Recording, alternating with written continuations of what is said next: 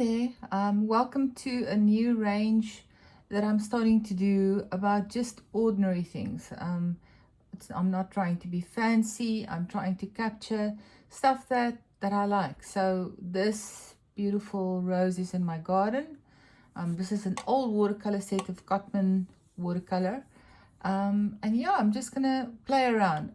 It's a range about ordinary things around my garden, in my house, and I'm aiming to do at least one painting a week to load on Patreon. I hope that I will be able to do that, but I think I should be able to do that, so I'm gonna try.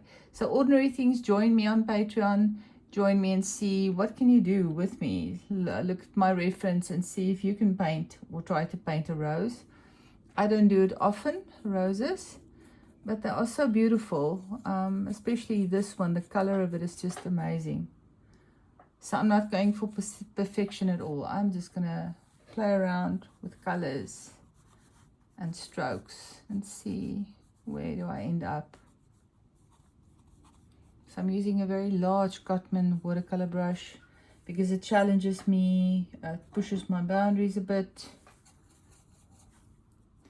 I find if I work with a too small brush, I tend to stiffen up, and you know, in the end the whole thing becomes a little bit stiff because the strokes are so small if you've got a very small brush.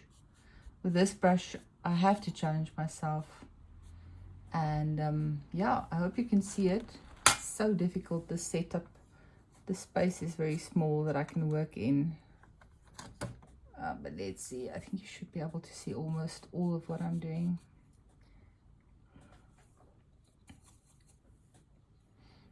So I don't like overworked watercolors. I like it to be fresh and light and luminous and transparent, which is what I'm aiming for with this painting.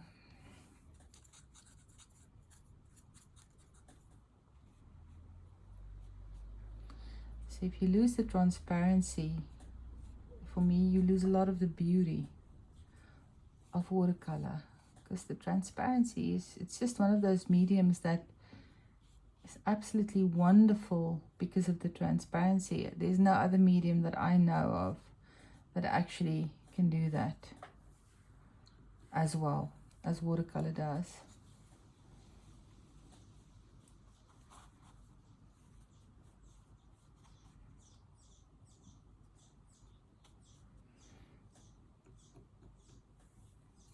Always start light, and then as you progress you go a little bit darker and darker and darker, but still go for translucent. Don't go opaque. Keep your layers translucent.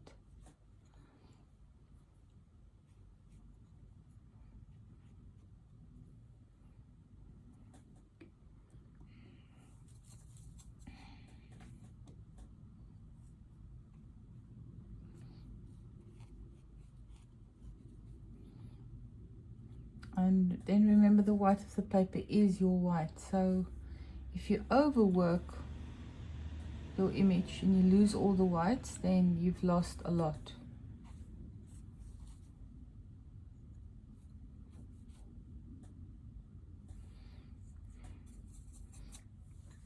I need some darker. Some darker pinks for that middle section. Or purples maybe. Let's see if my purple like, oh, this mauve might work. What is this? Purple like. Let's just see if that can handle the inside of the flower. Okay, I will be moving on to a smaller brush. A little bit smaller than that one, I need a little bit more detailed work.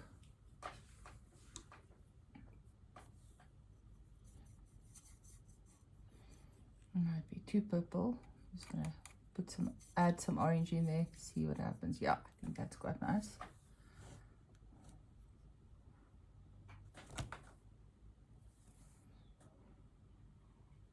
I'm into sort of drawing certain sections now. Those edges of the rose. It's quite wet, so it's bleeding everywhere. But I'm not too worried about that. For me, this is all an experiment that I can learn more about watercolor so that I can teach more people about watercolor. So I'm not too worried or fazed if it doesn't come out like I thought it would. As long as I'm learning, I'm happy. So the outer rim of the bloom or the rose, I would keep really soft. The detail is here in the center. Because it's so wet there, it's quite tricky. Look at the beauty of how it's drying. That to me is part of the mystery of a good watercolor. It's just the way it dries. It's just indescribably beautiful for me. I love it. If you know what you're doing, you rather leave something like this because you can overwork it in a second. I'm sort of happy with my first ordinary range of paintings. Remember, I've been painting for a very, very long time, but I still learn. Every time I do something like this, I'm learning. It's never over for me. That's the mystery, part of the mystery and part of the wonder of art, is that you can always learn new things. In this little painting, I'm learning how not to overwork things. Keep it quite simple. Let the water do its thing, let the watercolor do its thing.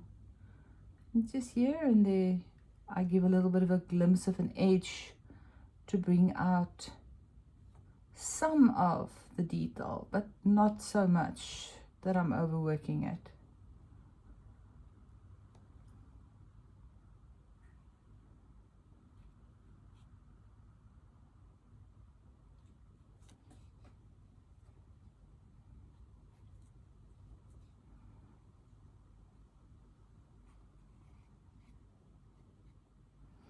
And you know what, for me, that's pretty much done for a first little watercolor painting. I'm just gonna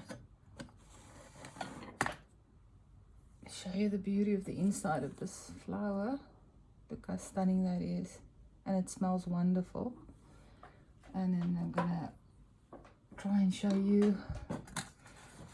So this is my set that I like using. The colors that I like deep alizarin crimson and the deep dark Prussian blue, which I make lovely shadows with, like a purple with that I can use for shadows. That's always finished first. I'll try and pick this up without this thing collapsing. I've got a whole little setup here. Show you what I've done, and that's it for me. I don't want to do more. I'm not going to overwork it, so I like it just like that. Okay, so join me hopefully next week for a new little ordinary paintings of ordinary things around me.